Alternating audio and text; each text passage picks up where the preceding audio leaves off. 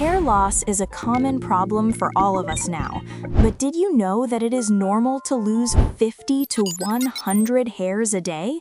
However, if you lose more than this, or if you do not grow new hair, you will understand that the problem is deeper. Today, we will know the reason and scientific solution.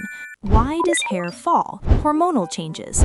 Especially in boys, baldness occurs due to the hormone DHT, nutritional deficiency. Hair falls out quickly if the body lacks iron, calcium, or vitamin D. Dandruff. If there is a fungal infection or dandruff on the scalp, the hair roots become loose. What to eat to grow new hair? 1. Carrots.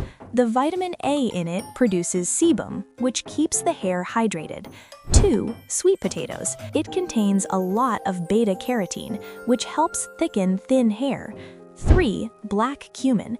Eating a pinch of black cumin every morning strengthens the hair roots from the inside. Special tips and comb usage. Coffee massage. Mix a little coffee powder while shampooing.